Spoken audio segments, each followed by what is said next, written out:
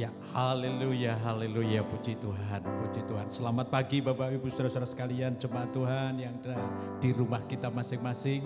Kita bersyukur, kita bersukacita, sungguh kita boleh nyatakan ucapan syukur kita kepada Tuhan pada pagi hari ini. Karena saudara kita semuanya diperkenankan untuk kita bersama-sama menyelenggarakan ibadah raya di hari Sabat Tuhan. Sekalipun kita laksanakan secara online. Shalom buat kita sekalian dan puji syukur buat kekuatan, kesehatan, serta segala berkat yang Tuhan sudah berikan kepada setiap kita. Kita akan memasuki ibadah raya kita secara online pada pagi hari ini. Saya percaya bahwa Bapak Ibu saudara sekalian, seluruh jemaat Tuhan telah mempersiapkan diri dengan sesungguh-sungguhnya untuk kita bersama-sama akan memuji, menyembah dan mempermuliakan Tuhan, memberi hormat syukur kita kepada Allah melalui ibadah kita pagi hari ini. Mari kita akan bersama-sama membuka ibadah ini.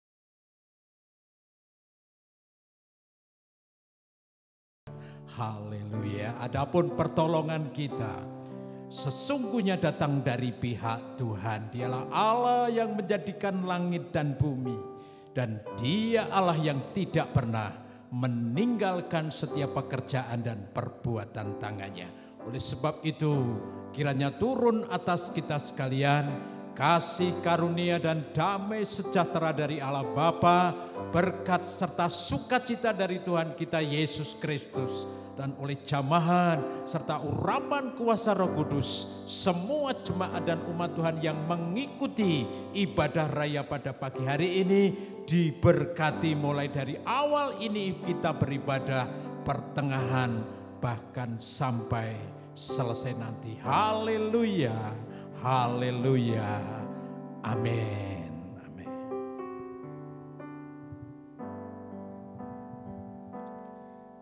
Shalom Bapak Ibu Saudara yang dikasihi dalam Tuhan.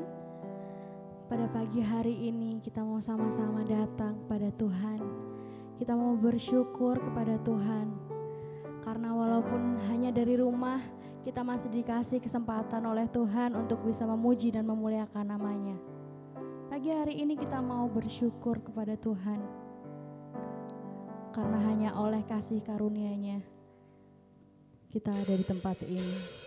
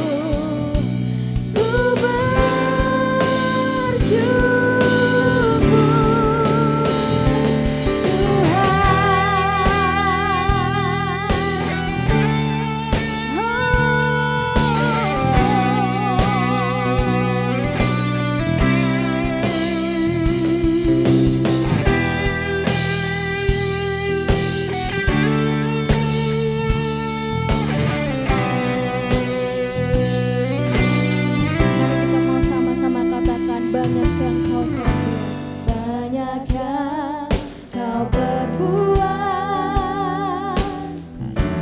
di dalam hidupku. Rancangan indahmu terjadi di hidupku. Bapa yang mengerti segala yang ku perlu, kasih-Mu sempurna nyata dalam hidupku. Ku bersyukur Bapa,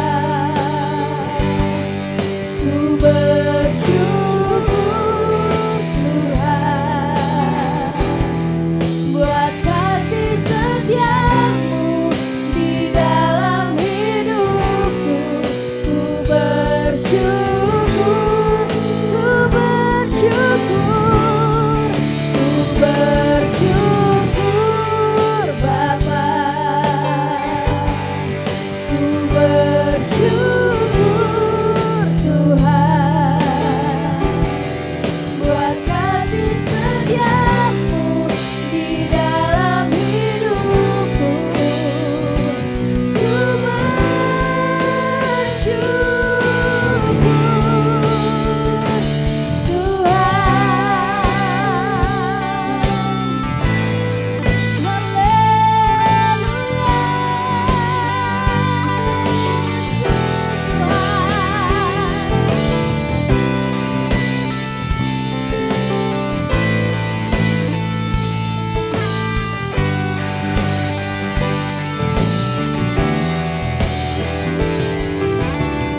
Karena lembah gelap yang tak kulewati tanpa hadir-Mu, hatiku takkan gentar Tuhan, hatiku takkan gentar, sebab ku tahu tangan-Mu yang menopangku.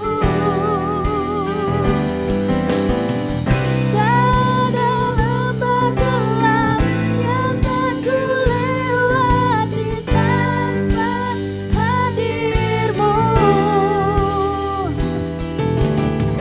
hatiku takkan gentar, sebab ku tahu tangan-Mu yang menopangku. Katakan, Kaulah Yesus, Kaulah Yesus, Kaulah Tuhan, hanya Kau ku percaya. Kaulah Yesus, Kaulah Tuhan, harapan hidupku. Mari sama-sama katakan, ku bersyukur, ku bersyukur Bapa, ku bersyukur Tuhan. Yesus, buat kasih setia-Mu dalam setiap kehidupan kami, Yesus. Di dalam hidupku, ku bersyukur, ku bersyukur, ku bersyukur Bapa, ku bersyukur Tuhan buat kasih setia-Mu di dalam hidupku.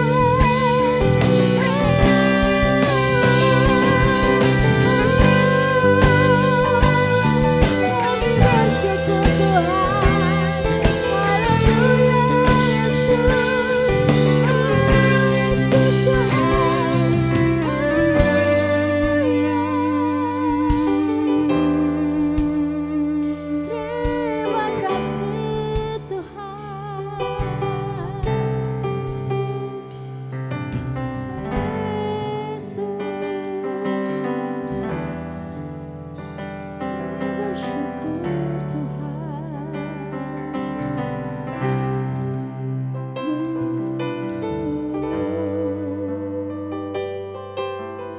hari ini Tuhan kami bersyukur karena atas kasih-Mu Tuhan kami diperbolehkan untuk beribadah bersama di hadapan-Mu Yesus. Kami menyerahkan segala pujian kami, segala penyembahan kami hanya di dalam nama-Mu Yesus. Kami menyerahkan semuanya hanya untuk Engkau, hanya untuk menyenangkan hati-Mu Yesus. Biar segala apa yang kami rasakan Tuhan, segala kegelisahan, segala kesusahan atau apapun itu Tuhan, biar Engkau saja yang atur, biar Engkau saja yang mengembalikan sukacita kami Yesus. Kami percaya Tuhan, Kau hadir dalam setiap pujian kami Yesus. Kami siap memuji dan meninggikan nama-Mu Yesus.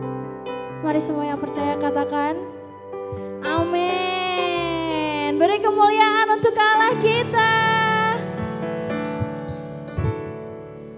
Haleluya, puji Tuhan. Pagi hari ini kita masih diberi kesempatan untuk memuji dan memuliakan nama Tuhan. Pagi ini kita mau bersorak-sorai meninggikan namanya. Kita mau pujikan, kusorakan haleluya.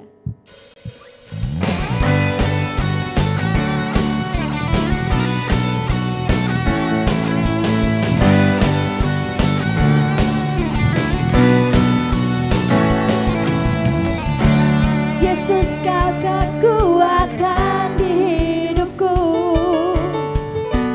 takkan gentar langkahku. Angkat tanganku di saat ku jatuh, Kaulah sumber kuatku. Lembah yang gelap telah ku lewati, sebab Engkau sertaku. Katakan dengan imanku, dengan imanku ku diselamatkan oleh kuasa Yesusku. Ku angkat tanganku, ku sorakan haleluya. Nama-Mu berkuasa, surga bumi nyatakan. Ku angkat tanganku, nyatakan Kau hebat, Allah yang perkasa, berkuasa selamanya. Oh, oh, oh, oh, oh.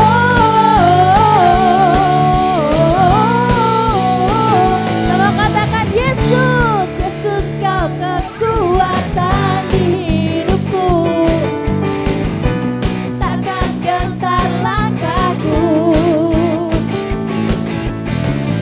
Kau angkat tanganku di saat ku jatuh. Amin.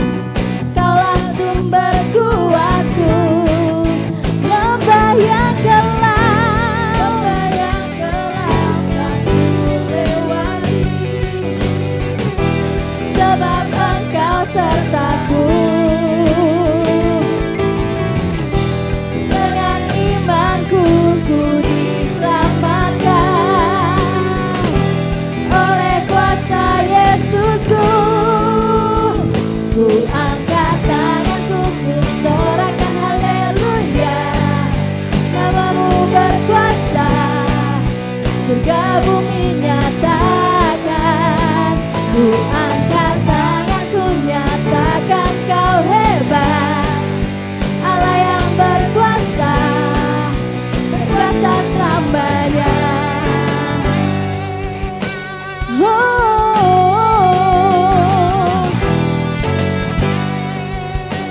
oh, oh.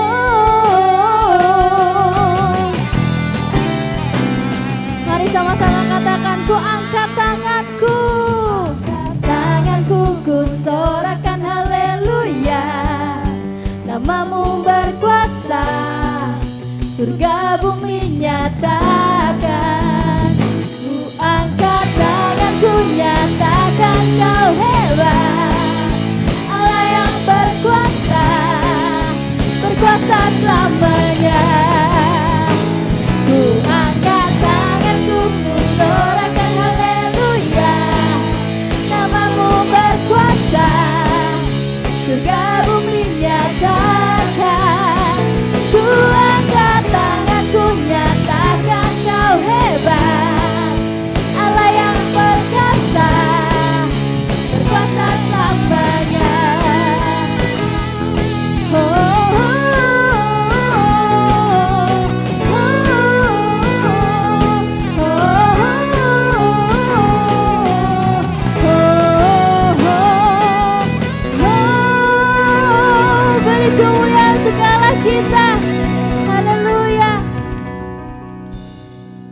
Ada sukacita pagi hari ini, amin.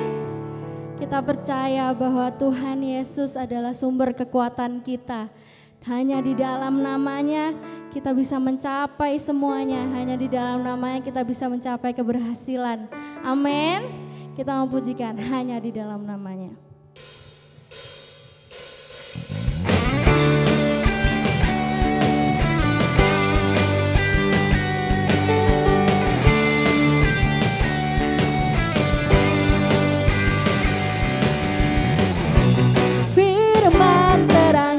Jalanku,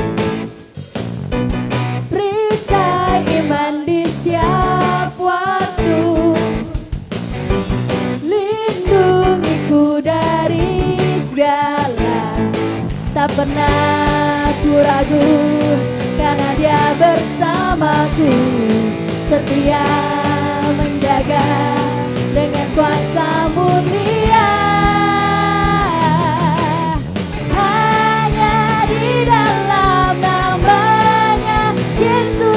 Sumber pengharapan di sepanjang hidupku, hanya di dalam kuasa-Nya pasti tersedia kemenangan bagiku selama-lamanya. Amin.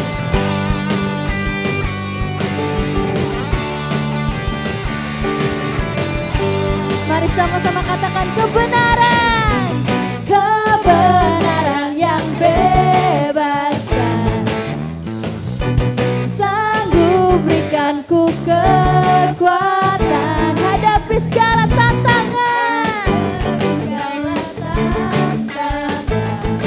tak pernah ku ragu karena Kau bersamaku, setia menjaga dengan kuasa mulia.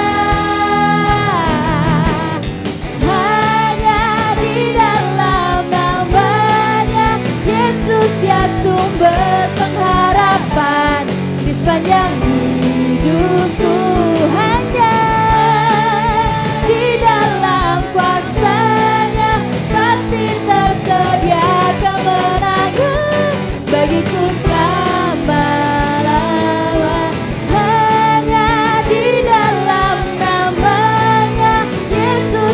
Sumber pengharapan di sepanjang hidupku, hanya di dalam kuasa-Nya pasti tersedia kemenangan bagiku selama-lamanya.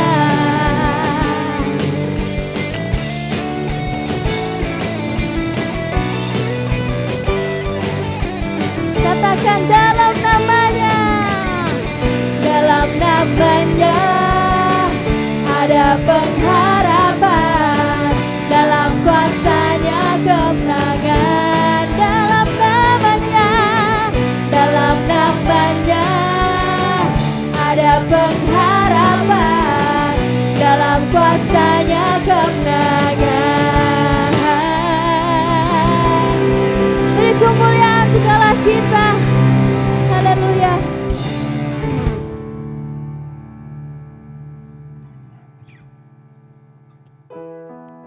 Sebentar kita akan mendengarkan firman Tuhan. Kita mau katakan, kita mau datang pada Tuhan. Kita mau berserah kepada-Nya. Karena hanya Dia harapan dalam kehidupan kita. Karena hanya Dia Allah yang Immanuel.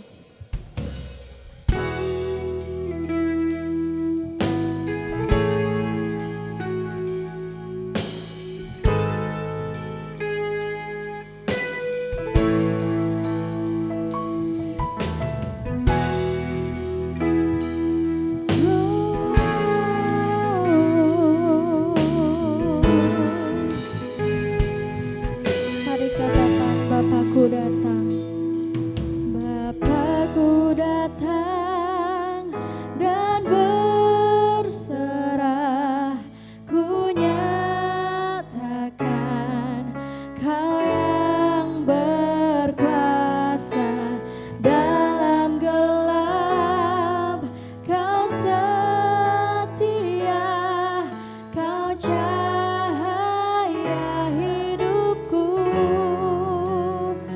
katakan kau kuatkan aku bertahan.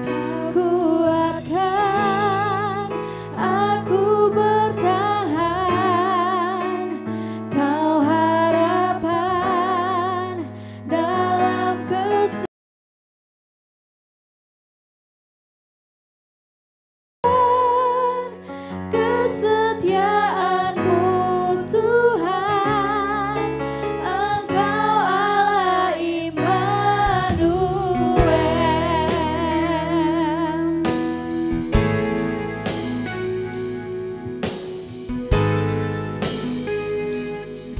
Mari sama-sama katakan Bapakku datang. Bapakku datang untuk menyembah, ku nyatakan Kau yang bertahta dalam lembah. Kau sempurna, Kau cahaya bagiku.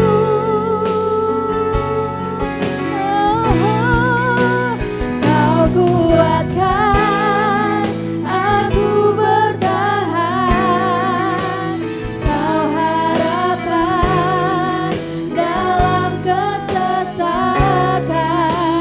Kau buktikan kesetiaan-Mu Tuhan, Engkau Allah Immanuel. Kau kuatkan aku bertahan,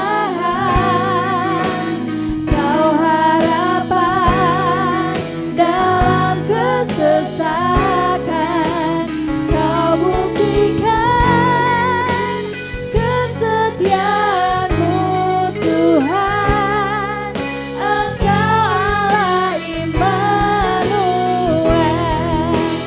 Kau kuatkan aku bertahan. Amin Tuhan. Kau harapan kami dalam setiap kesesakan Tuhan. Kau buktikan kesetiaan-Mu Tuhan, Engkau Allah Immanuel.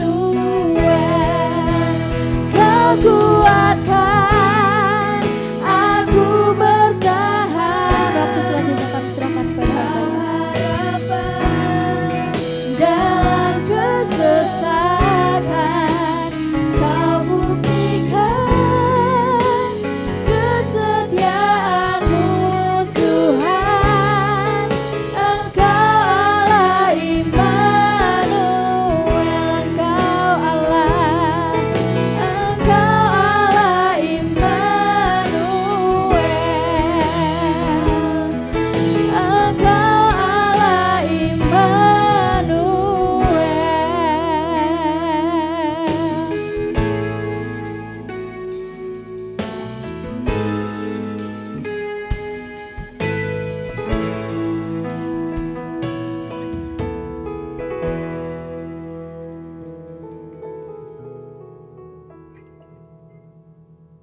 Kalau kami masih ada sampai dengan hari ini dan kami masih kuat menghadapi hari-hari kehidupan kami, bahkan kami masih dimampukan untuk kami menghadapi setiap pergumulan kami. Semuanya itu bukan karena kuat dan gagah kami, akan tetapi karena Tuhan Yesus Kristus, Allah yang Immanuel, Allah yang selalu beserta, Allah yang selalu memampukan, dan Allah yang membuat kami untuk kami bisa menghadapi serta melewati hari-hari hidup kami. Terima kasih Tuhan Yesus, sungguh kami mengucap syukur kepadamu. Betapa tanpa Tuhan tidak mungkin kami bisa bertahan dan kami boleh ada seperti hari ini kami ada. Itulah sebabnya kami rindu di hari Sabat-Mu yang penuh dengan kasih anugerah dan berkat daripada Tuhan. Kami ingin memberikan hidup kami, waktu kami dalam peribadatan pagi hari ini untuk dapat memuliakan nama Tuhan, menyenangkan hati Allah, serta dapat merenungi serta mengingat segala kasih anugerah serta pertolongan-pertolongan dari Tuhan. Terima kasih Bapa, hendaklah kiranya Engkau berkenan kembali memberikan firman Tuhan kepada setiap kami untuk kembali mengingatkan kami akan kasih-Mu sekaligus meneguhkan serta menguatkan iman percaya kami kepada Tuhan. Kami mempersiapkan diri dan hati kami untuk menyambut setiap berkat kebenaran firman Tuhan pagi hari ini. Urapi kami sekalian dan urapi hamba-Mu dengan pengurapan yang daripada Tuhan. Dalam nama Tuhan kami Yesus Kristus kami mengucap syukur dan berdoa. Haleluya. Amin. Puji nama Tuhan. Sungguh kita mengucap syukur Bapak Ibu Saudara-saudara sekalian. Kita bisa kembali berada di dalam ibadah raya hari Sabat Tuhan pagi hari ini. Mari kita akan segera saja masuk dalam topik pemberitaan firman Tuhan. Adapun judul dari firman Tuhan yang ingin saya bagikan kepada seluruh jemaat Tuhan yang mengikuti ibadah ini, judulnya adalah tidak perlu takut. Tidak perlu takut. Nah, mari kita akan bersama-sama akan merenungkan judul ini. Kenapa dalam situasi di tengah-tengah keadaan yang seperti ini, yang tentunya secara natural kebanyakan orang mengalami kekhawatiran, mengalami ketakutan, bahkan tidak sedikit yang juga kebingungan menghadapi fakta dan kenyataan hidup ini. Kenapa judul ini diangkat menjadi judul firman Tuhan untuk ibadah kita pada pagi hari ini? Apakah ada dasar? Apakah ada alasannya untuk kita bersama-sama tidak lagi harus takut menghadapi kenyataan kehidupan ini? Kita akan membaca terlebih dahulu firman Tuhan yang terdapat di dalam surat Wahyu, ya, pasalnya yang ke-11 ayat yang pertama. Wahyu pasal 11 ayat yang pertama, firman Tuhan mengatakan demikian, kemudian diberikanlah kepadaku sebatang buluh seperti tongkat pengukur rupanya, dengan kata-kata yang berikut. Bangunlah dan ukurlah bait suci Allah dan mezbah dan mereka yang beribadah di dalamnya. Sekali lagi saya akan bacakan. Kemudian diberikanlah kepadaku sebatang buluh seperti tongkat pengukur rupanya, dengan kata-kata yang berikut. Bangunlah dan ukurlah bait suci Allah dan mezbah dan mereka yang beribadah di dalamnya. Bapak Ibu Saudaraku yang kekasih di dalam Tuhan, saat ini kaitannya dengan terjadinya pandemi di dunia ini, khususnya di negeri kita Indonesia ini, sudah kurang lebih 1,5 tahun hampir, itu semuanya mengubah segala sesuatu yang menjadi kebiasaan sebelum pandemi, kemudian harus diubah. Termasuk di dalamnya adalah peribadahan. Apakah itu peribadahan Kristen ataupun peribadahan yang lainnya. Terlebih saat-saat ini dengan meningkatnya kasus COVID-19 yang belum bisa terkendali, maka diterapkannya PPKM darurat. Luar biasa, semuanya itu dilaksanakan sebagai upaya untuk kita memutus penyebaran virus COVID-19 ini dari negara kita. Namun demikian Bapak Ibu Saudara-saudara sekalian, semuanya itu tentunya juga mengarah kepada bagaimana peran dan kerjasama dari seluruh masyarakat untuk bisa patuh serta tertib, taat dalam melaksanakan segala kebijakan peraturan yang ditetapkan. Demikian juga berhubungan dengan ibadah. Kaitannya dengan peraturan dan kebijakan yang ada dalam rangka memutus penyebaran COVID-19, maka tempat ibadah pun untuk sementara waktu ya tidak diselenggarakan peribadahan di rumah ibadah, dilaksanakan di gereja. Itu pun juga dalam rangka untuk memutus penyebaran itu. Luar biasa. Kita bersama-sama akan dukung dan kita semua bersama-sama akan bekerja sama untuk mewujudkan apa yang menjadi tujuan dari pemerintah kita dengan kebijakan-kebijakan ini, dengan sebuah doa juga tentunya agar supaya virus COVID-19 ini bisa hilang dari negeri kita tercinta. Nah, berbicara mengenai ibadah yang saat ini tidak dilaksanakan atau sementara waktu tidak dilaksanakan di gedung gereja atau tempat-tempat ibadah, dan disarankan seperti saat ini kita menyelenggarakan ibadah secara online di rumah kita masing-masing. Ternyata Bapak Ibu saudara-saudara sekalian, hal semacam ini Alkitab juga sudah mencatat. Ketika saya menemukan ayat ini, terus terang saja saya terkejut. Ternyata pembatasan-pembatasan peribadahan di rumah ibadah sudah pernah ada dan Alkitab sendiri pernah mencatat. Kemudian saya merenungkan ayat ini dan luar biasa. Saya menjadi dikuatkan, ternyata tidak hanya baru sekarang. Itulah sebabnya topik ini kemudian saya tergerak hati untuk men-sharingkan, membagikan kepada seluruh sidang jemaat Tuhan dengan sebuah judul, tidak perlu kita takut. Nah, saudara-saudaraku yang kekasih di dalam Tuhan, Yohanes menerima instruksi atau firman ini atau wahyu ini untuk melakukan tindakan simbolis sebagaimana yang pernah dilakukan oleh para pendahulunya. Jadi ketika Tuhan ingin menyatakan sesuatu untuk disampaikan kepada umat, Tuhan memakai para hamba-hambanya. Dan untuk yang kita baca tadi, yang diterima oleh Yohanes, ini bukanlah sebuah pewahyuan ataupun sebuah instruksi dari yang punya kuasa kehidupan ini untuk yang pertama kalinya. Ternyata sudah pernah ada.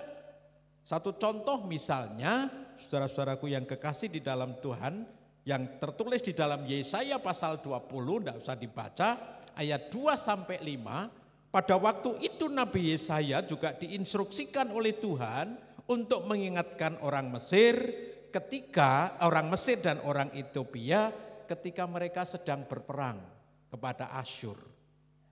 Lah nubuatan atau wahyu yang diberikan kepada Yesaya ini supaya Yesaya memberikan sebuah peragaan ketika Mesir dan Ethiopia itu dikalahkan oleh bangsa Asyur.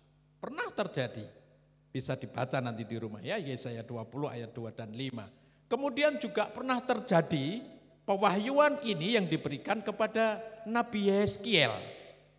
Terdapat di dalam Yehezkiel pasal 12 ayat 1 sampai dengan 7. Di sana Nabi Yehezkiel diutus untuk mengingatkan bangsa Israel yang akan dibuang ke Babel. Itu hampir sama dengan wahyu yang diberikan kepada Yesaya. Nabi Yehezkiel diperintahkan untuk memperagakan bagaimana bangsa Israel pada saat itu setelah dikalahkan oleh Babel dan akan dirampas, dibawa di pembuangan Babel.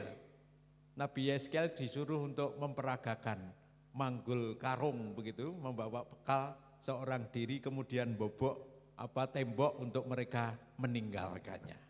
Kemudian juga pernah terjadi juga oleh Nabi Zakaria ketika Nabi Zakaria diberikan pewahyuan penglihatan dari Tuhan untuk mengukur kota Yerusalem. Jadi kota Yerusalem setelah mengalami pembuangan masih ada orang-orang Yerusalem yang tersisa. Nah itu disuruh mengukur kota itu.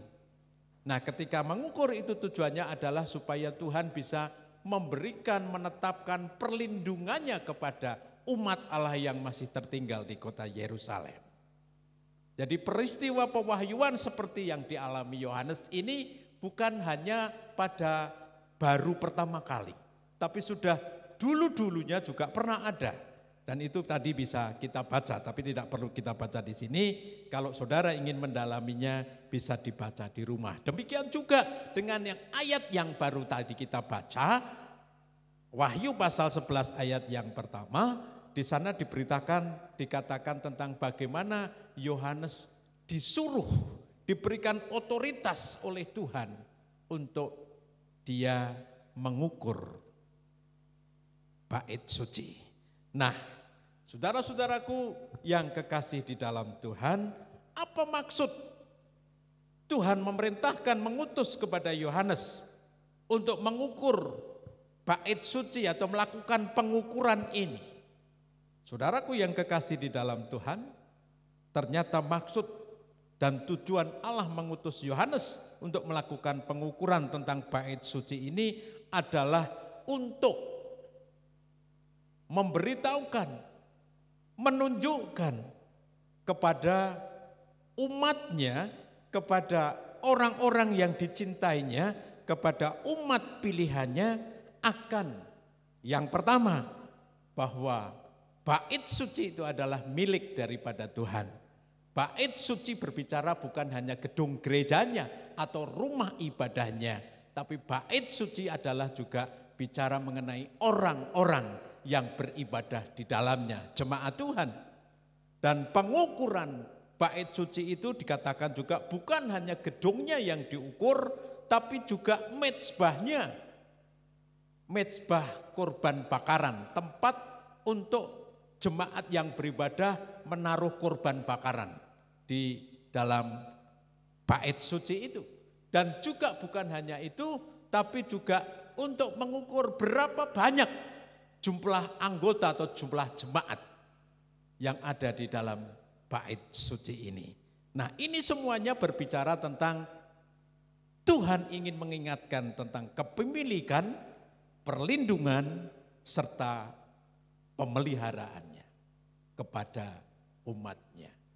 Dan yang menarik saya pelajari, perintah semacam ini, baik yang diberikan kepada Yesaya, kepada Nabi Yeskiel, kepada Nabi Sakaria, termasuk kepada Yohanes ini, perintah itu diberikan agar supaya Tuhan dapat memelihara bait sucinya selama masa-masa bahaya atau selama ada kejadian bencana alam atau bencana umum yang terjadi ataupun yang akan terjadi.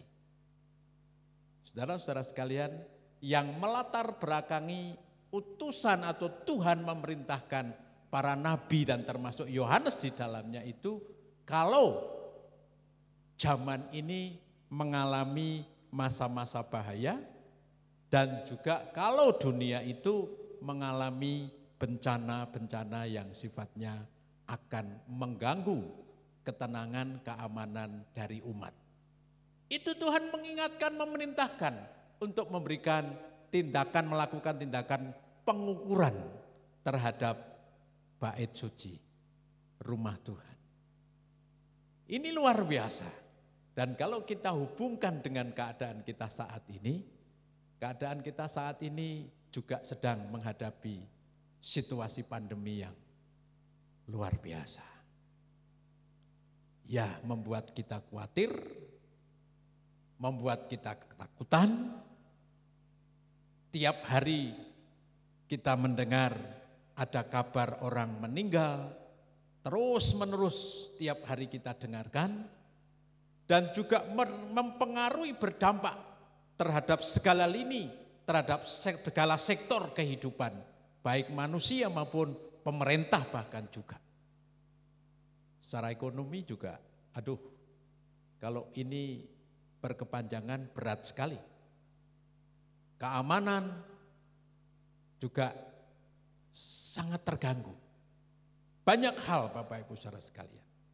Nah, bagi saya tidak kebetulan kalau saya menyampaikan khotbah yang saya ambil dari teks tadi, bukannya saya ngepas-paski, tapi ini saya percaya, saya tahu Tuhan ingin juga memberikan sesuatu kepada umat, kepada gereja Tuhan, kepada kita semuanya ketika kita menghadapi keadaan dan situasi seperti yang kita alami sekarang ini.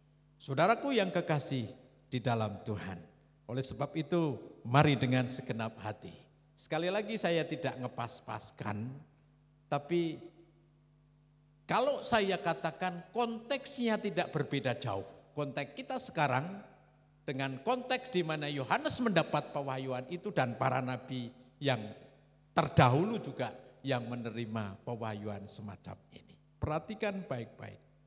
Apa maksudnya Tuhan menyuruh Yohanes untuk mengukur bait suci, untuk mengukur mezbah yang ada di dalam bait suci, dan untuk mengukur jumlah daripada jemaah yang beribadah di dalamnya. Yang pertama, bait suci yang diperintahkan oleh Allah kepada Yohanes untuk diukur, itu menunjukkan, mengingatkan dan memberitahukan bahwa bait suci itu adalah milik daripada Allah.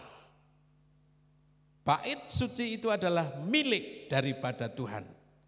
Jadi kalau bait suci itu adalah milik Tuhan, sekali lagi saya mau katakan, bukan hanya gedungnya ini yang miliknya Tuhan, tetapi termasuk orang-orang yang di dalamnya, orang-orang yang beribadah di dalamnya, orang-orang yang percaya kepada Tuhan, dan melalui bait suci itu mereka memuji, menyembah, mempermuliakan Tuhan. Itu juga adalah milik daripada Tuhan. Nah, jika demikian saudara-saudara sekalian, kalau bait suci itu adalah milik daripada Tuhan dan jemaat itu adalah milik daripada Tuhan, di tengah-tengah suasana situasi yang melatar belakangi pewahyuan ini disampaikan, ataupun kalau dalam konteks sekarang di tengah-tengah keadaan kita yang sedang mengalami seperti ini, saudara-saudara sekalian, Tuhan ingin berkata, Tuhan ingin mengingatkan kepada kita bahwa sesungguhnya gereja, bait Allah, jemaat Tuhan, tubuh Kristus, kita semua orang-orang yang percaya kepada Tuhan, itu adalah milik daripada Tuhan. Saudara perhatikan baik-baik dengan kata milik Tuhan. Kalau Tuhan memiliki gerejanya, Tuhan memiliki umat yang ada di dalamnya, kita adalah milik daripada Tuhan. Sifat Tuhan adalah bukan bersifat yang suka membiarkan. Tapi Tuhan adalah Allah yang suka menaruh perhatian, concern terhadap apa yang dimilikinya. Nah, ini berbicara mengenai kepemilikan. Maka dari itu ketika Tuhan mengutus kepada Yohanes, diberikan tongkat pengukur untuk mengukur bait suci. Kembali di tengah-tengah situasi yang sulit, yang mengkhawatirkan, yang menakutkan, dan juga mengganggu segala sektor kehidupan kita ini, Tuhan ingin berkata dan Tuhan ingin mengingatkan kepada kita. Sak janjani, saudara dan saya, kita semua ini adalah milik Tuhan. Dan kalau kita ini diingatkan bahwa kita milik daripada Tuhan, sesungguhnya Tuhan juga ingin lebih dalam berkata, Tuhan tidak akan tinggal diam terhadap umatnya, terhadap miliknya di dalam keadaan yang seperti ini. Dia tidak akan tinggal diam. Dia tidak akan masa bodoh. Dia tidak akan tidak memberikan perhatian atau campur tangannya. Tidak begitu. Justru Tuhan mengingatkan bahwa rumah Tuhan, bait suci gereja Tuhan, umat Tuhan itu adalah milik daripada Tuhan. Itu mengingatkan kepada kita dalam keadaan seperti apapun juga. Sebenarnya Tuhan itu bertanggung jawab. Care peduli, memberikan pembelaan, ngurusi kepada miliknya sendiri. Jadi Bapak Ibu Saudaraku yang kekasih di dalam Tuhan, saudara dan saya ini ternyata milik daripada Tuhan. Nah, kalau kita milik daripada Tuhan, ketahuilah bahwa Tuhan itu tidak cuek-cuek amat. Tuhan tidak masa bodoh, tapi Tuhan peduli. Tuhan sangat menaruh perhatian. Seperti pujian tadi, Tuhan kita adalah Tuhan yang Immanuel. Selalu ada untuk kita, selalu bersama dengan kita, bahkan selalu bertanggung jawab terhadap miliknya. Kita ingat bangsa Israel yang adalah umat pilihan, milik biji mata kesayangan daripada Allah. Apakah Tuhan biarkan bangsa Israel seperti apa yang mereka alami? Tidak. Ketika bangsa Israel berada di Mesir, Tuhan begitu rupa ingin membebaskan mereka karena bangsa Israel ketika di Mesir itu mereka diperlakukan sebagai budak, diperlakukan diperas demikian rupa, tidak ada kemerdekaan, tidak ada kebebasan. Gak terima Tuhan saudara-saudara sekalian pada umatnya yang diperlakukan begitu. Sehingga kalau kita bicara mengenai keluarnya bangsa Israel, terpaksa Tuhan mengizinkan dan melakukan tindakan dengan 10 tulah. Hanya demi apa? Demi membela umatnya, demi memperjuangkan umatnya, supaya umatnya dapat dibebaskan, merdeka, keluar dari negeri perbudakan di Mesir. Itu tanggung jawabnya Tuhan terhadap miliknya itu kayak gitu. Begitupun juga kita. Hari ini kita diingatkan kembali di tengah-tengah suasana yang hiruk pikuknya mengerikan dan menakutkan. Tuhan berkata kepada setiap kita hari ini bahwa saudara dan saya adalah milik daripada Tuhan. Dan di sana Tuhan ingin menyatakan, nak saudara dan saya miliknya Tuhan. Tuhan bertanggung jawab terhadap hidup saudara dan saya. Tuhan bertanggung jawab ketika saudara berada di tengah-tengah keadaan dan situasi yang ada seperti ini. Tuhan bertanggung jawab, tidak lepas tangan. Seperti Tuhan bertanggung jawab kepada bangsa Israel ketika mereka dijadikan budak di negeri Mesir. Itulah Tuhan kita. Dia yang memiliki hidup kita. Dia yang bertanggung jawab atas kita sekalian. Apapun situasi dan keadaannya. Itu yang pertama, mengukur bait suci. Lalu yang kedua, saudara-saudara sekalian, Tuhan tidak hanya menjadikan kita sebagai miliknya, tetapi Tuhan juga menjadi Allah yang melindungi dan memelihara umatnya.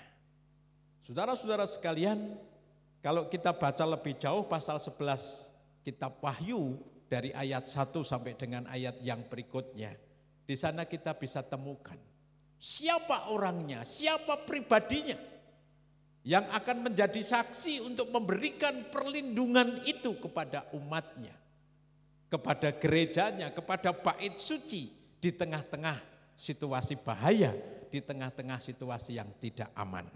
Kita bisa baca sebenarnya Wahyu 11 ayat 3 sampai dengan yang ke-8, tetapi tidak usah kita baca. Secara singkat saya mau jelaskan di sini ada dua saksi yang menggambarkan sebenarnya dua saksi ini adalah pribadi daripada Allah sendiri, yaitu Allah, Anak, dan Roh Kudus.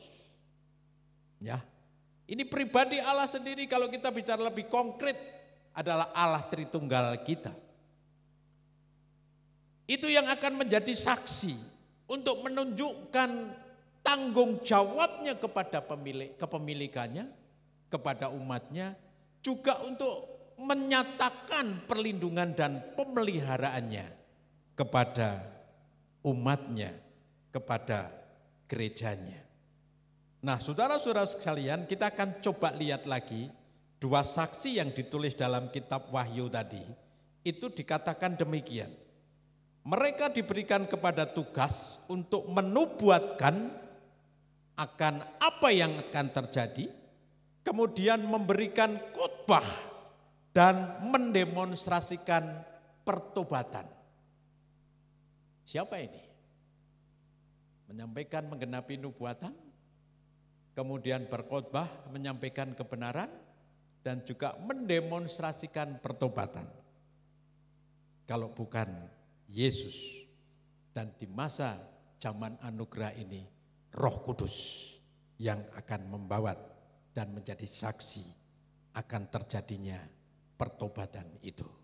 Untuk itu dilanjutkan, kepada mereka diberikan kuasa untuk melakukan mujizat dan kuasa agar mereka mampu selain melindungi dirinya sendiri, tapi juga mampu menjamin dan memberikan perlindungan kepada umatnya.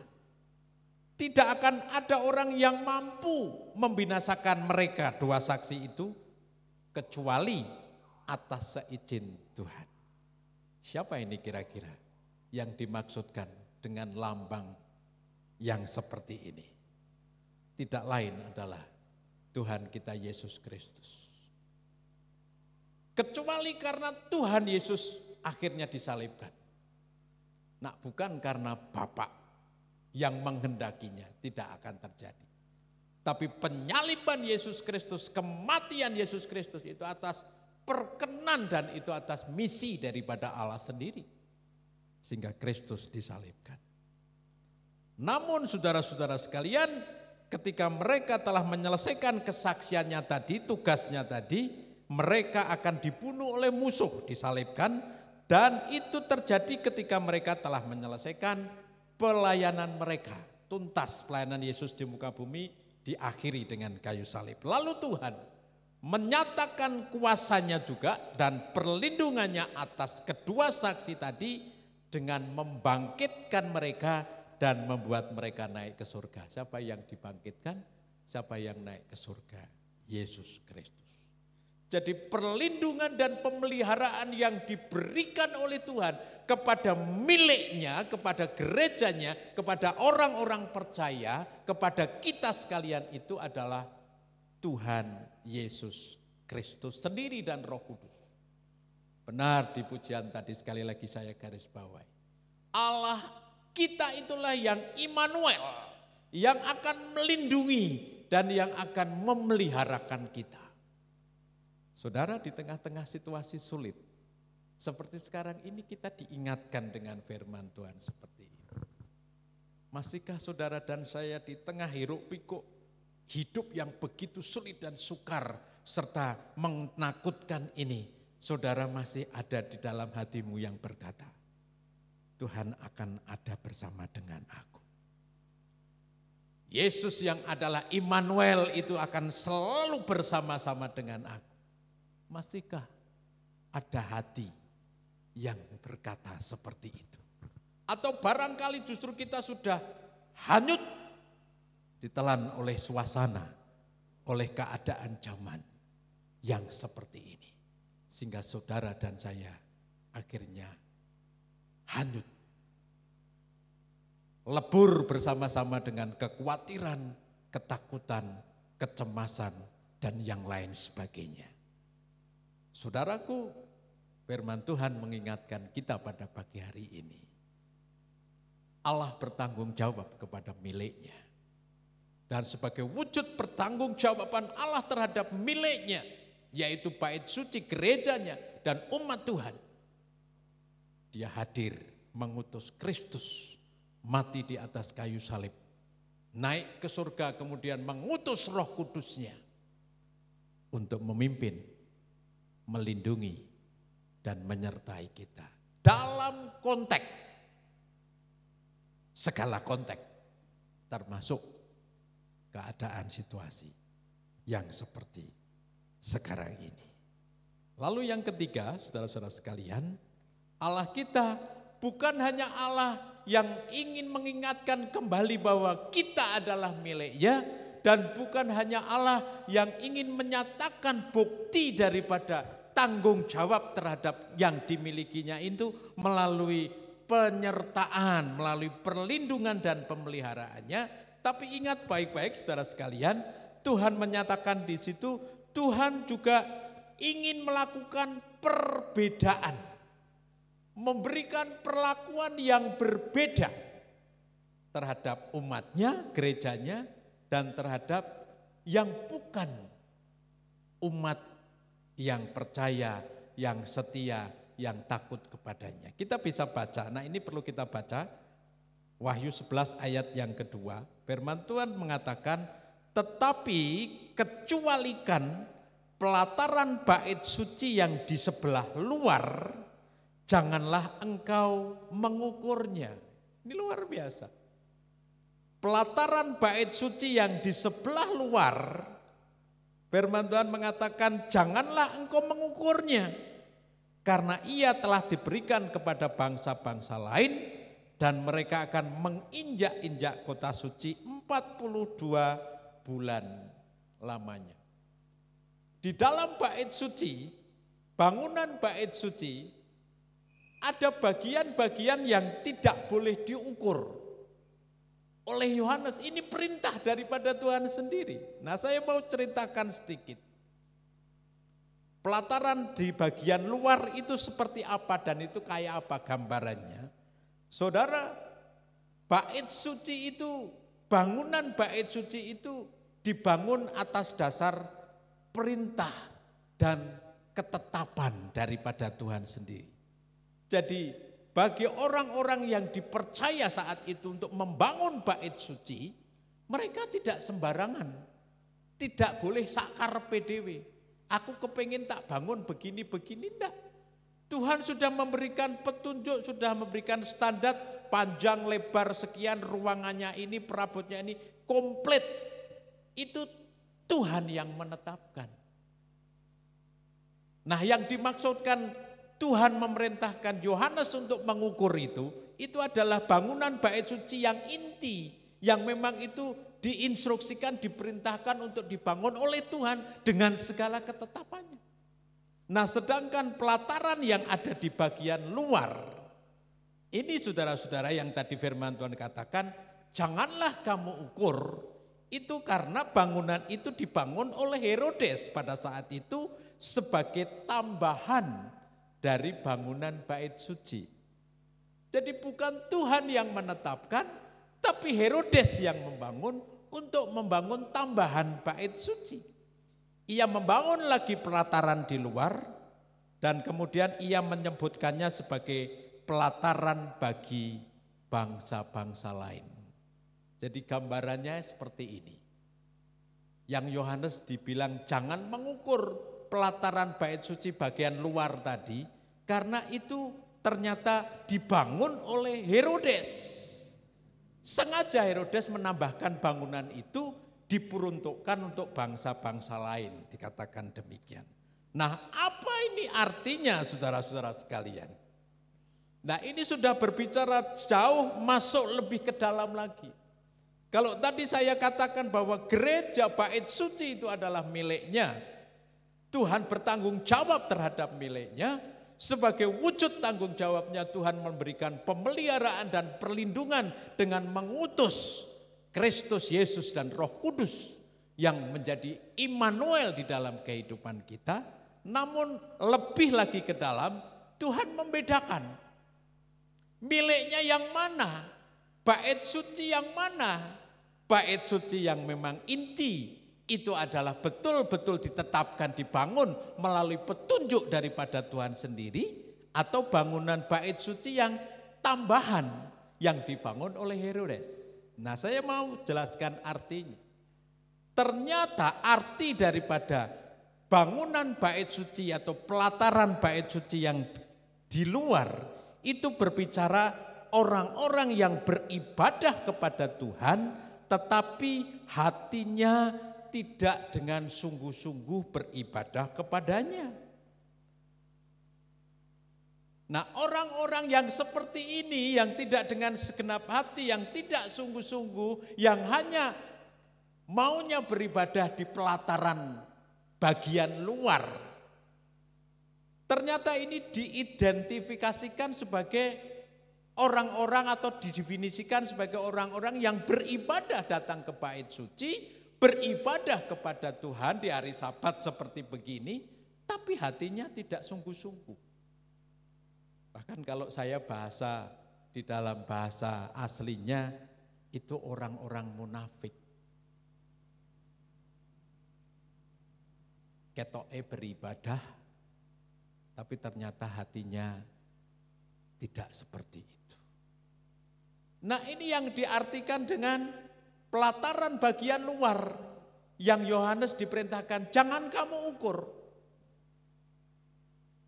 Nah, mari saudara-saudara sekalian lebih ke dalam bahwa kita adalah milik daripada Tuhan, tadi dikatakan sebagai gerejanya, tapi kita sebagai milik dari Tuhan yang mana? Ya, jangan-jangan kita seperti yang digambarkan oleh tadi, yang biasa berada di pelataran bagian luar. Dan Alkitab menunjukkan bahwa orang-orang macam begini, orang yang tidak sungguh-sungguh. Dan yang tidak sungguh-sungguh ini tadi diingatkan, Yohanes, jangan kamu ukur. Lah kalau kita tidak boleh mengukur atau Yohanes tidak boleh mengukur tentang bangunan pelataran bagian luar, berarti itu tidak dianggap miliknya.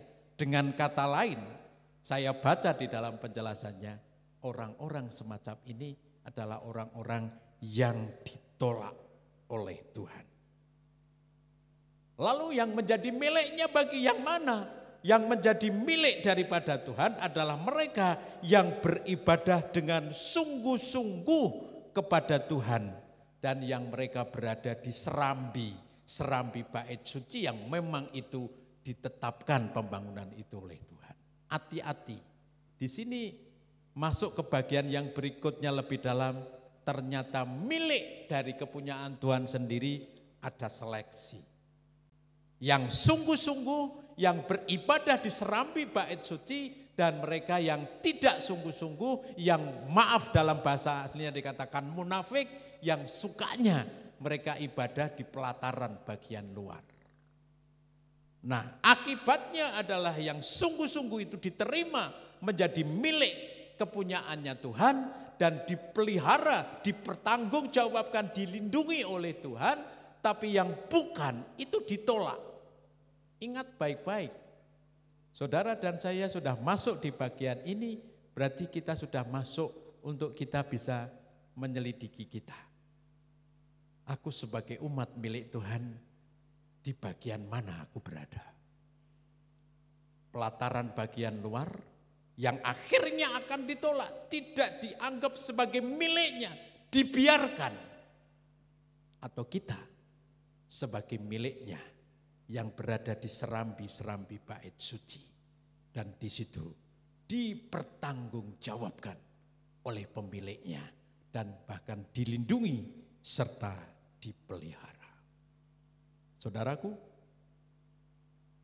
ada di mana kita? Loh, saya kan orang Kristen, saya sudah sekian lama menjadi orang percaya, saya sudah aktif ikut kebaktian. Tapi kalau berdasarkan apa yang dikatakan oleh firman Tuhan, apa yang Tuhan perintahkan kepada Yohanes, Yohanes disuruh mengukur bait suci inti, tambahan yang bangunan daripada Herodes, tidak boleh diukur. Tidak ada kompromi loh saudara sekalian. Ini seleksi yang memang terjadi dan itu dikendaki oleh Tuhan. Dengan kata lain, Tuhan mau agar supaya umat yang menjadi milik daripada Tuhan itu menjadi umat yang benar-benar, yang sungguh-sungguh. Dan jika kalau beribadah, maaf menurut simbol ini, mereka beribadah ada di serambi bait suci. Sungguh-sungguh beribadah, hatinya tertuju, terarah kepada Tuhan dengan sungguh, dengan segenap hati. Saya rindu di tengah-tengah situasi seperti ini, kalau dulu ibadah kita masih boleh dengan kapasitas 50%, dihitung ya Pak ya, diukur sampai diberi tanda-tanda seperti ini. Namun karena COVID yang juga belum selesai, justru sekarang rumah-rumah ibadah sementara waktu tidak boleh digunakan untuk beribadah. Separuh pun sudah tidak boleh lagi sekarang ini, sementara ini. Dan akhirnya kita melaksanakan ibadah di rumah kita masing-masing secara online. Pertanyaannya, sama-sama ibadah. Ya. Karena di tempat gedung gereja, di rumah Tuhan seperti ini sementara waktu tidak diizinkan kita beribadah di rumah. Apakah ibadah yang kita selenggarakan di rumah kita masing-masing seperti pagi hari ini kita beribadah? Kita memposisikan diri kita berada di serambi bait suci itu, atau kita beribadah tapi kita menempati di pelataran bagian luar yang menurut kitab Wahyu, simbol dari kitab Wahyu, pelataran bagian luar itu adalah bukan bait suci. Hati-hati. Saya tidak akan menjelaskan secara konkret, tapi mari saudara, Bapak Ibu saudara dan saya, kira-kira maksudnya apa? Memang kita tidak di gereja, sudah. Belum diizinkan. Kita di rumah. Tapi nilai ibadah yang kita lakukan seperti apa? Nah, Tuhan memberikan seleksi. Kita berada di serambi baitnya dengan hati yang sungguh-sungguh kita memuji, menyembah, beribadah kepada Tuhan. Atau jangan-jangan wong ning omah kan tidak ada orang lihat, Bapak Ibu. Ya. Kita bisa sambil tiduran, ya. Lah kan lihat sendiri. Kalau yang keluarga kan di rumah sendiri seperti nonton TV. Ya. Nah, kalau itu yang kita lakukan, maaf kata, firman Tuhan mengingatkan kita, jangan diukur. Artinya apa? Ditolak oleh Tuhan ibadah yang seperti itu. Maafkan kalau saya boleh menyampaikan ini, mungkin saya tidak bermaksud untuk menyalahkan ataupun mengkritisi saudara. Mari kita koreksi sendiri. Beberapa kali kita sudah melakukan ibadah ini secara online di rumah kita masing-masing. Seperti apa sikap kita ketika kita beribadah di rumah itu? Ini menentukan sekali saudara-saudara sekalian akan kondisi kita, kaitannya dengan kepemilikan Allah, kaitannya dengan tanggung jawab Allah dalam memberikan perlindungan dan pemeliharaan. Kalau kita gagal, kita tidak menjadi anak-anak Tuhan yang sungguh-sungguh dalam melakukan ibadah, yang mempermuliakan, berkenan di hadapan Tuhan. Tuhan berkata, tidak usah diukur, artinya dibiarkan. Saya sedih kalau seandainya ada di antara kita anak-anak Tuhan, jemaat gereja Salma Sungaran atau jemaat yang kita layani, yang kita mendengar firman Tuhan ini, ternyata selama ini kita mengikuti ibadah secara online itu, kita berada di pelataran bagian luar itu.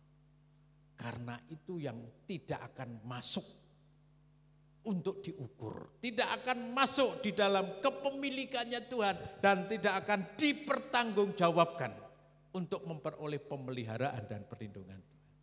Dengan kata lain sia-sia, rugi, percuma. Karena itu melalui kebenaran firman Tuhan itu mari. Saya ingin mengajak kepada setiap kita. Memang kita belum bisa di gereja ibadahnya. Tapi ibadah yang kita lakukan secara online seperti ini di rumah kita bukan berarti juga akhirnya kita lakukan, kita kerjakan dengan semau kita. Tetap ada standarnya, ada ukurannya. Tuhan berkata, ukurlah bait suci itu. Itu yang pertama. Mari koreksi ya Bapak Ibu saudara sekalian, kira-kira kita ibadah kita selama ini online itu bagaimana? Di mana kita? Di serambi bait suci, artinya di dalam, sungguh-sungguh sepenuh hati kita menyembah, meninggikan, mempermuliakan, memuji Tuhan, atau kita ada di pelataran bagian luar, tidak bersungguh-sungguh, tidak dengan segenap hati, bahkan tidak ada sikap kita menyembah, kita sedang memuji, kita sedang mempermuliakan Tuhan. Lalu selain bait suci, saudara-saudara juga dikatakan di sana Orang-orang yang beribadah pun harus diukur. Bukan hanya jumlahnya, saudara sekalian, yang dimaksudkan di sini, orang berapa.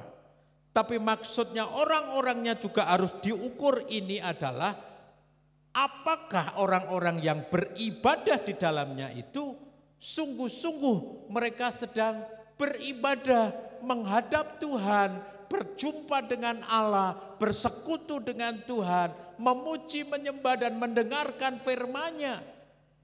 Ataukah maaf kata, karena ibadah kita bisa ditonton di HP atau di televisi rumah kita, kita melakukannya seperti kalau kita nonton TV. Kita nonton apa itu? Video atau apa itu. Apakah hanya seperti itu? Ternyata Alkitab di dalam kitab Wahyu tadi itu harus diukur. Yohanes diperintahkan diukur orang-orang yang ada di dalamnya. Temenanan apa enggak? Ini yang kedua, orang-orangnya harus diukur. Luar biasa saudara-saudara sekalian. Apakah sungguh-sungguh mereka di dalam menjalani ibadah yang seperti itu, sungguh-sungguh mereka merasakan hadirat Tuhan. Sungguh-sungguh mereka memuji menyembah Tuhan. Sungguh-sungguh mereka mendengarkan firman Tuhan atau tidak. Yohanes diperintahkan diukur. Dengan demikian saudara sekalian kita diingatkan tidak boleh sembrono. Tidak boleh hanya ya sembarangan, wong tidak di gereja beda. Tidak bisa. Kualitasnya sama, standarnya sama di gereja ataupun secara online. Kita mengikutinya di rumah kita masing-masing. Dan yang berikutnya, selain bait suci, orang-orang yang ada di dalamnya, mezbahnya. Mezbahnya diminta oleh Tuhan untuk Yohanes ngukur. Apa itu mezbah? Mezbah di dalam bait suci yang dimaksudkan di sini adalah mezbah kurban bakaran. Mezbah tempat di mana kalau jemaat datang ke rumah Tuhan untuk beribadah, mereka memberikan kurban bakaran. Kurban yang mereka bawa dari rumah itu ditaruh di atas mezbah itu. Apa arti dari semuanya ini? Arti daripada semuanya ini adalah masih adakah di tengah-tengah situasi yang sulit seperti ini, dengan juga kegiatan peribadahan yang tidak bisa dilakukan secara bersama-sama di gereja atau di rumah Tuhan. Ibadah kita laksanakan di rumah kita masing-masing, mungkin pribadi, mungkin secara keluarga bersama-sama, tapi tidak juga dengan anggota jemaat yang lain di gereja seperti biasanya. Pertanyaannya adalah, ibadah yang kita selenggarakan seperti itu yang tidak sama seperti biasanya itu, masihkah ada mezbah, kurban bakaran yang membubung tinggi, yang kita persembahkan, yang merupakan komunikasi kita yang intim dengan Tuhan? Masih ada atau tidak? Atau jangan-jangan mezbah kurban bakaran kita sudah tenggelam, tertutupi dengan banyaknya kesulitan, persoalan, masalah yang terjadi di sekitar kita. Nah, kalau itu terjadi saudara sekalian, Yohanes diperintahkan untuk mengukur mezbah itu. Ketika kita didapati sebagai gerejanya, tidak ada lagi mezbah korban kita kepada Tuhan.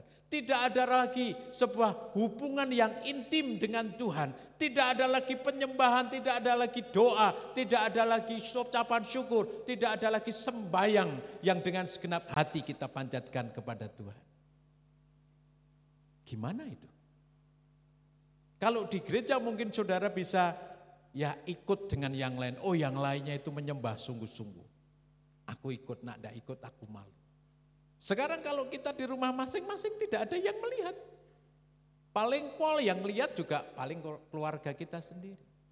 Apalagi kalau kita ibadah sendiri di rumah, di kamar kita dengan pesawat HP kita.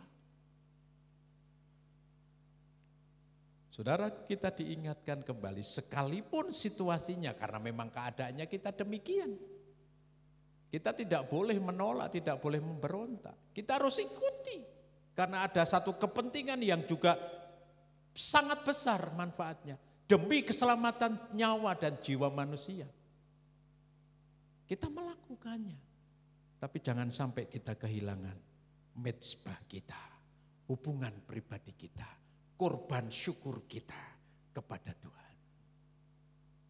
Kalau itu ikut lenyap, ikut hilang, saudara akan kehilangan hak kepemilikan.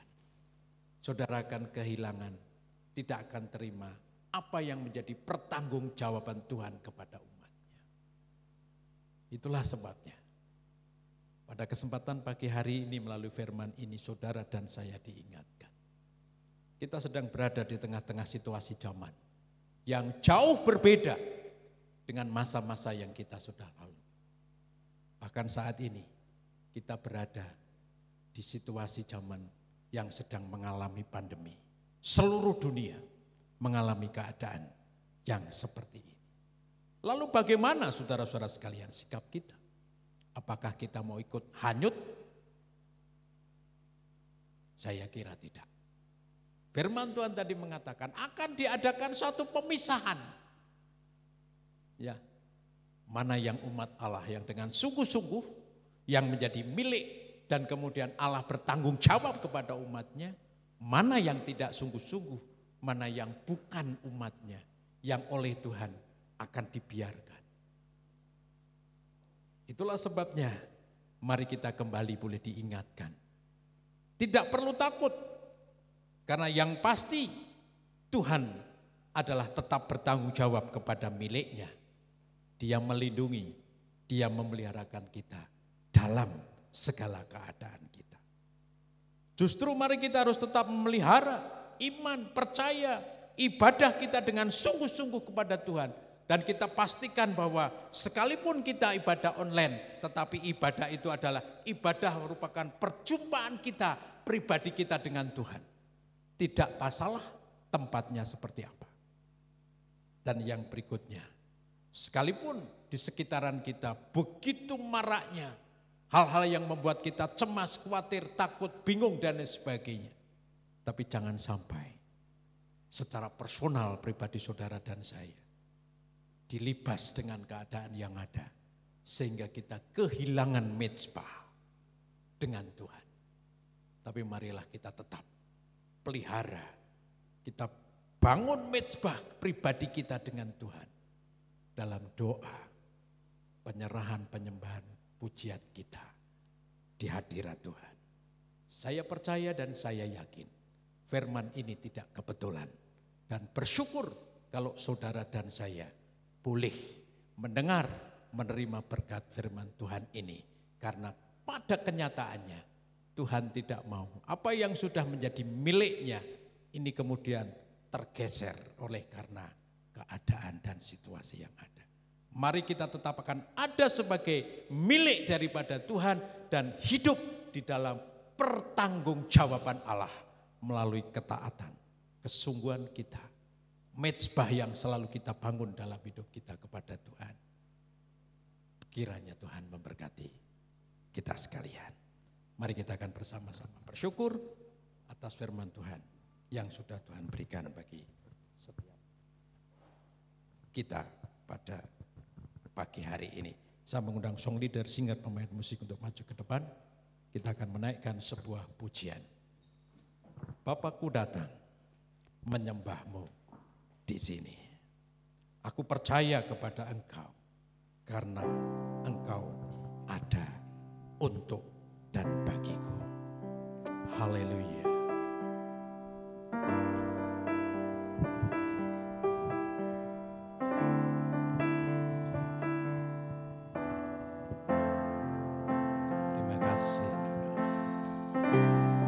Bapakku datang dengan segenap hatimu. Mari kita nyanyikan dan angkat pujian ini dengan sungguh-sungguh di hadapan. Bukan suatu kebetulan kita saat ini beribadah dan kita menerima hiburan, dan kita diingatkan oleh firman.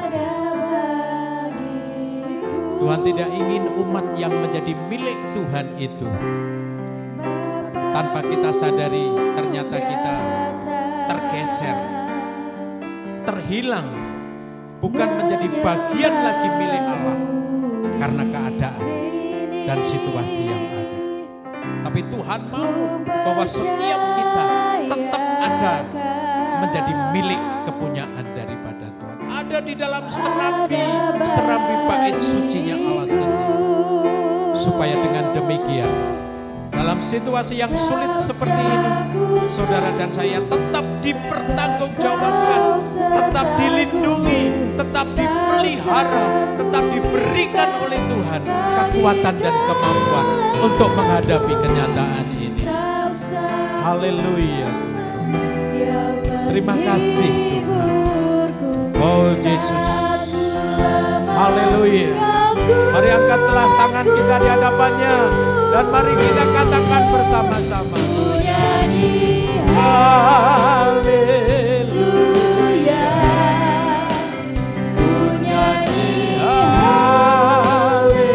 Haleluya. Sungguh kau hebat, ajaib perkasa perbuatanmu. Ku nyanyi haleluya. Terima kasih Haleluya. Ku nyanyi haleluya. sungguh kau hebat, ajaib perkasa perbuatanmu. Sekali lagi bersama-sama ku nyanyi haleluya Tuhan. Terima kasih. Terima kasih Tuhan. Terima kasih Tuhan, kau membawa kami kembali menjadi milik yang ada di dalam bagian bait suci yang diukur oleh Tuhan luar biasa, diperhatikan oleh Tuhan luar biasa.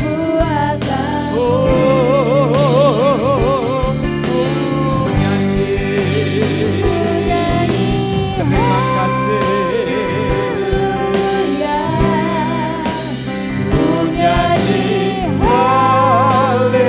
Haleluya. Sungguh kau hebat, ajaib perkasa perbuatanmu.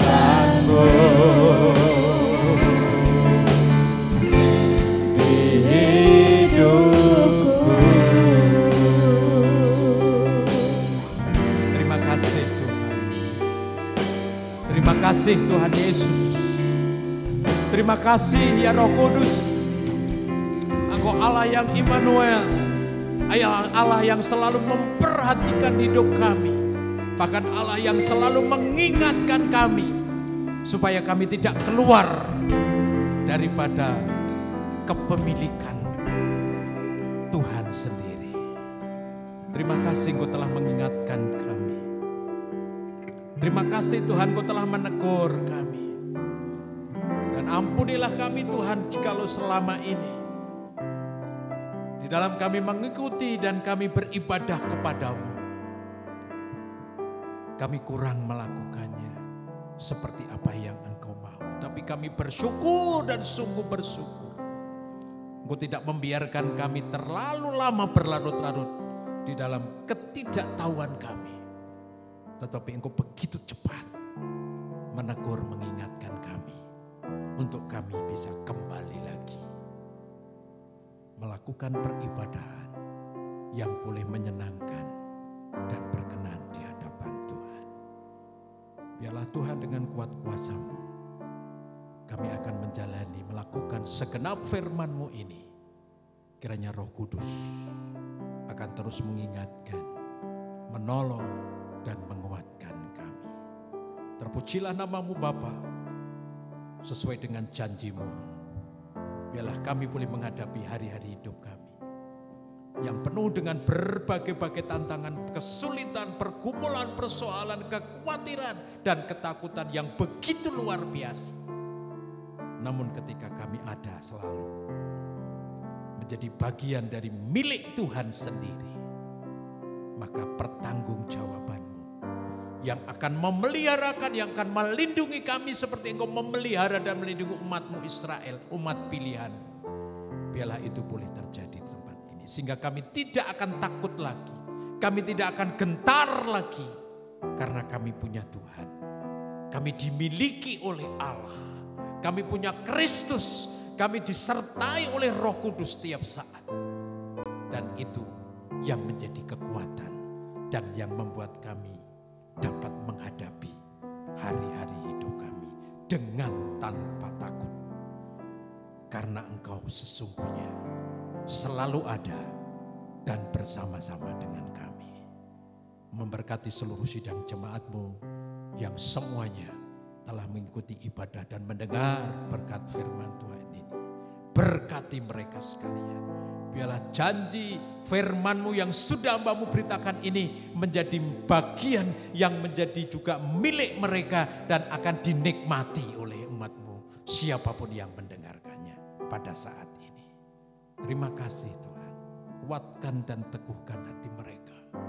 Hilangkan segala kekhawatiran, perasaan takut, kecemasan, bahkan keraguan-raguan yang ada. Tapi mulai saat ini, sementara hamba-Mu berhenti berbicara menyampaikan firman-Mu, Roh Kudus yang akan meneguhkan firman itu dan membuat firman itu menjadi rema di dalam setiap kehidupan umat Tuhan yang mengikuti dan mendengarkan firman ini.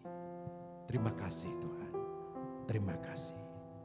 Terima kasih Tuhan. Ampunilah kami sekalian kalau kami selama ini keliru sehingga memunculkan ketakutan, kecemasan seperti mereka yang lain yang tidak berpengharapan kepada Tuhan. Ampuni sekali lagi kami sekalian. Terima kasih ya Tuhan. Sekarang kami bersama-sama menyatukan hati, terus berdoa, memohonkan berkat-Mu juga untuk bangsa dan negara kami yang masih juga dalam keadaan pandemi yang seperti ini Tuhan. Tuhan Yesus, biarlah anugerah Tuhan, rencana Tuhan yang indah, mari Tuhan Kau akan nyatakan, ingatkan dan bawa kami untuk mengerti apa yang menjadi maksud dan rencana Tuhan. Dan terlebih kami berdoa, biarlah Tuhan pandemi yang sedang terjadi di negeri kami bahkan di dunia ini, mari Tuhan Engkau sendiri yang akan menghentikannya, memulihkannya kembali keadaan kami seperti dulu kala. Terpujilah nama-Mu ya Tuhan. Kami doakan untuk orang-orang yang terpapar, kiranya Tuhan Yesus akan mampukan mereka untuk mereka dapat melewati masa-masa untuk mereka memiliki pemulihan kembali. Berkati para petugas kesehatan, para dokter, para petugas-petugas rumah sakit. Kiranya Tuhan terus akan memberikan kepada mereka kekuatan yang luar biasa. Karena mereka harus menghadapi banyaknya pasien yang harus mereka tangani. Tapi oleh pertolongan Tuhan, oleh kasih dan anugerah Tuhan, kekuatan yang dari Tuhan, Tuhan akan mampukan mereka. Terima kasih ya Tuhan. Terima kasih. Inilah seru dan doa kami. Sungguh kami membawa bangsa ini kepadamu. Mari Tuhan memberkati para pemimpin kami. Pakai mereka terus. Berikan hikmat mereka yang makrifat kepada mereka yang luar biasa. Sehingga boleh sungguh-sungguh Tuhan bekerja sama dan mengajak kepada seluruh masyarakat Indonesia. Untuk bersatu padu. Untuk memutus penyebaran virus corona COVID-19 ini.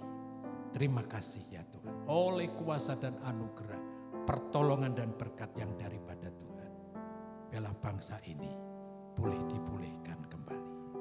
Terima kasih, kami menyerahkan gereja-Mu dan seluruh jemaat-Mu kepada Tuhan. Bagi yang berulang tahun pekan ini, ada beberapa jemaat-Mu yang berulang tahun, berkati mereka sekalian.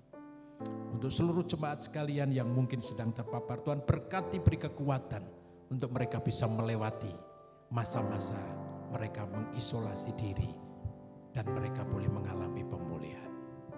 Yang mereka dalam keadaan sehat, terus Tuhan akan tambahkan kekuatan, kemampuan, damai, sejahtera, sukacita, sehingga mereka tetap memiliki kekuatan untuk mereka dapat, oh Tuhan, menghadapi hari-hari yang begitu sulit saat-saat ini. Terima kasih segala pelayanan dan pergumulan gerejamu kami juga serahkan kepada Tuhan. Engkau yang tahu, Tuhan yang akan terus memberkati, mencukupkan apa yang menjadi keperluan-kebutuhan daripada gereja Tuhan, rumahmu di tempat ini. Kami doakan untuk hamba-hambamu yang melayani Tuhan pada pagi hari ini, kiranya terus Tuhan akan berkati mereka, bahkan terlebih Engkau pakai kami sekalian Tuhan, untuk kami bisa menjadi alat kemuliaan-Mu dan boleh menjadi berkat bagi banyak orang. Terpujilah nama Tuhan, kami bersyukur untuk Tuhan memberkati serta memimpin ibadah kami dari awal bahkan menjelang kami akan mengakhiri ibadah ini. Biarlah segala puji serta hormat dan kemuliaan hanya kami persembahkan kepadamu, Allah Sang Pencipta langit dan bumi, Allah Juru Selamat kami di dalam Kristus Yesus Tuhan. Terima kasih Bapa, terima kasih. Saudara-saudara sekalian, mari kita sekarang akan menengadahkan kedua tangan kita di hadapan Tuhan untuk kita menerima berkat-berkat daripadanya. Saudara-saudara sekalian, kiranya Tuhan memberkati dan melindungi engkau. Tuhan menyinarimu dengan wajahnya dan memberikan kepadamu kasih karunia-Nya. Dan Tuhan akan menghadapkan wajahnya yang kudus senantiasa kepadamu, karena Dia Allah yang Immanuel, dan Dia akan menyertai kita serta memberkati kita. Biarlah perlindungan pemeliharaannya nyata atas umat milik kepunyaannya sendiri. Dan biarlah berkat itu ada bersama dengan kita mulai dari saat ini sampai selama-lamanya. Haleluya, haleluya. Mari semua yang diberkati Tuhan berkata amin. Amin.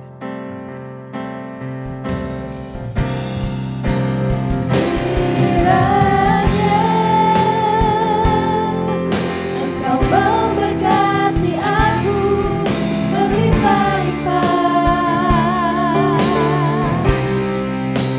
dan memperluas daerahku.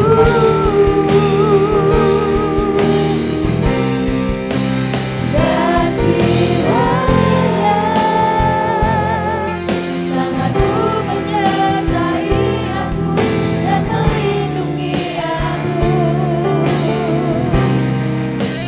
daripada malapetaka, sehingga kesakitan tidak menimpa aku, sehingga kesakitan tidak menimpa aku, sehingga kesakitan tidak menimpa aku.